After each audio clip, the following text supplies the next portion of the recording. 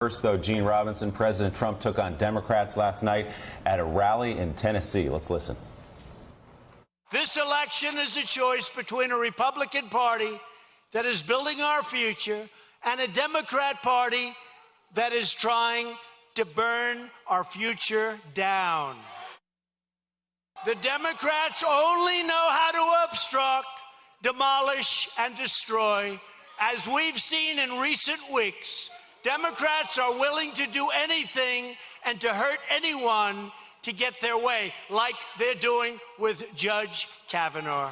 They've been trying to destroy him since the very first second he was announced, because they know that Judge Kavanaugh will follow the Constitution as written. That's been his history. And he's a good man, great student, great intellect. Never had a problem. All of a sudden, oh, let's go back to high school.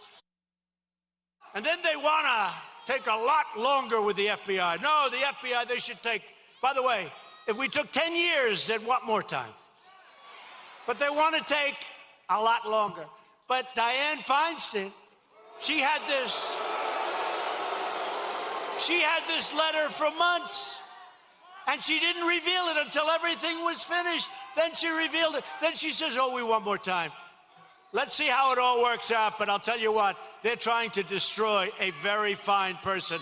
And we can't let it happen. We can't let it happen. Gene Robinson, you put that together yesterday with President Trump in the Rose Garden, saying certainly if they find something, I'm going to take that into consideration. In other words, if the FBI comes out with something so damning about Brett Kavanaugh, I will reconsider my nomination of Kavanaugh. But if you look at Trump at these rallies, and even again in some moments in the Rose Garden yesterday, it's a far cry from where he was 2 weeks ago when the White House sort of had him on message. Yeah, rally Trump is always kind of different from other Trump, and that was certainly the case yesterday. I mean, earlier in the day, especially with the Rose Garden remarks, President Trump was kind of playing good cop to Mitch McConnell's bad cop. I mean, he was saying, yeah, the FBI should do what it needs to do, and meanwhile, McConnell was saying, we're going to vote this week and we're going to ram this through. Look, there's somebody whose interests need to be protected here, and that's Dr. Christine Blasey Ford. I mean, she came in good faith and testified in a way that that members almost universally said they found credible and believable. And so, if it was credible and believable, they ought to start believing her. And I think ultimately that's kind of what those senators are going to be looking at. They heard a credible and specific account of an attack that she says occurred, and they're going to have to decide. Caddy mentioned it before. Deborah Ramirez accused Judge Kavanaugh of exposing himself to her at a party during college. The judge and his team were communicating behind the scenes with friends to refute the claim, according to text messages obtained by NBC News. Heidi, this is your reporting. Take us through what you found out. Right, Willie. So the question now, as the White House says it is going to allow a no-holds-barred investigation, is are the people who think that they have credible information going to be heard?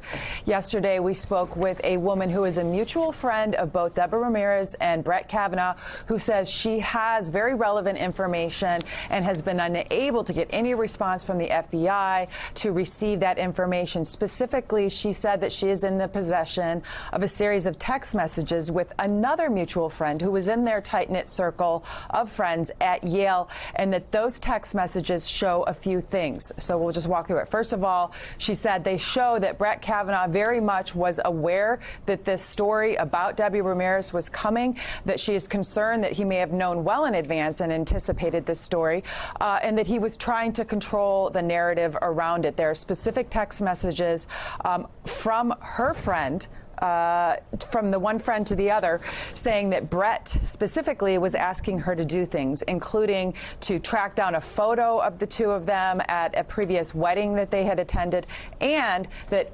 Brett was pushing the other friend to come forward and to refute Debbie Ramirez's story. Now, it's important to say that the Judiciary Committee last night, in response to this, I believe, did release some transcripts showing that Brett Kavanaugh was insisting that it was actually Debbie Ramirez who was pushing for people to come forward in advance. But still, something that my source, who is their mutual friend, whose name is Carrie Burcham, thinks needs to be looked into. Second of all, and this is possibly the most important, is that remember the context of this.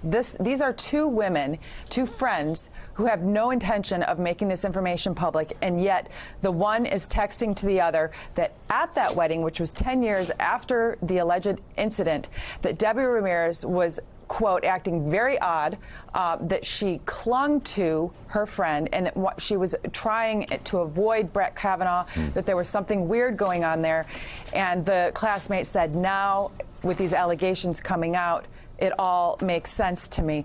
Another thing in terms of the reporting, Willie, that we found out last night that was very odd, is that apparently at the time, around September 22nd, when Brett Kavanaugh was desperately seeking this photo, 3 days later, he was asked specifically in the hearing whether he attended this wedding, and he said he had no recollection. So something there that definitely needs to be looked into by the FBI. At this point, we're not sure if it will be. Heidi, can I just clear something up? Do these text messages show that Brett Kavanaugh definitively knew that the New Yorker story was coming before it came out? Because he said it explicitly in the hearing that he had no idea that this was coming until he actually read it in the magazine or online. Exactly, Casey, and that is the discrepancy, is that when he was asked by Orrin Hatch, he said, Orrin Hatch asked him, when did you find out about these allegations? He said, in the New Yorker story. According to the text that we obtained prior to the publication of the story, Brett specifically was mentioned as someone who was approaching his classmate personally and asking her to come forward to refute the story. Other references in the text messages in advance of the story referred to Brett's guy, Brett's team, asking for information that all predated the publication of the story. And just, sorry, Heidi, just to follow up on that, it was specifically in reference to the story that Brett Kavanaugh was asking for this kind of action to be taken, right? The text would say that he knew the report was coming. No. He didn't say, there's this New Yorker story, hey, I need you to come out. He just said he was seeking information. He was seeking the photo. And in the second case, yes, he was asking his colleague or his classmate to specifically refute what Debbie Ramirez was about to say. Rick, are you surprised at all that a nominee or a candidate or anyone in the world of politics would know a story is out there when it work to sort of soften the ground beforehand? Having been on the other end of this, yes, of course you're going to learn about a story before it is published, because reporters call around people that you know, and those people will alert you or alert colleagues. So why tell Orrin Hatch that you didn't know? Right. So if this were a criminal case, this would be illegal because it would be witness tampering, right? But this is not a criminal case. This is a political appointment.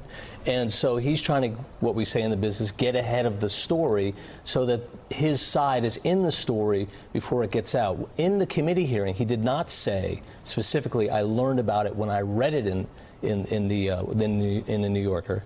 He said he learned about it from, meaning that the story, that he was aware of the story. I don't think he ever said, first time I saw it was when I read it in the paper. He didn't say that. He said, I was aware of it because there was a reporter working on the story. It's an interesting distinction you're making. in the New Yorker. Well, it's important, though, because one suggests that he would have lied and said, oh, no, I didn't know about it until then, and then there were the texts that would prove that it was false. I thought he said I learned it in the New Yorker. Yeah. I mean, we can be passing words here, whether it's in means in or whether it means from. Right, but I think he was referring to the fact that that story was out there and he was aware of it. He didn't. We don't know one way or the other. He didn't say. He mumbles something before he addresses the point of the question. I personally would like to watch it again. All right. Well, why don't we do that? We'll get the tape and come back to you. Heidi Przybyla will read your reporting at NBCNews.com. Hallie Jackson, thanks for being up early with us this morning. I know you have a long day. Good to see you. Still ahead on Morning Joe, President Trump gets a rare bit of praise from Minority Leader Chuck Schumer. We'll explain that, plus brand new poll numbers on the midterms and Gene's pointed new column in the Washington Post. You're watching Morning Joe. We'll be right back.